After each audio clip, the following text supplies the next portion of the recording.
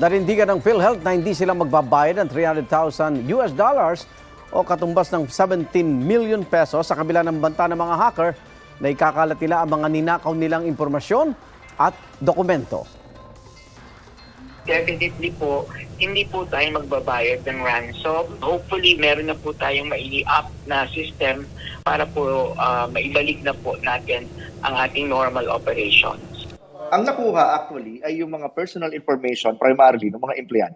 At saka yun na nga, mga memo, internal memo, mga internal mga files ng PhilHealth. So yung tinatawag nating work files, office work files, yun yung mga... Sabi ng Department of Information and Communications Technology, hindi apektado ang impormasyon ng mga miyembro ng PhilHealth. Ligtas din daw ang National Health Insurance Database. Paliwanag ng isang cybersecurity expert, ransomware attack ang nangyari sa sistema ng PhilHealth.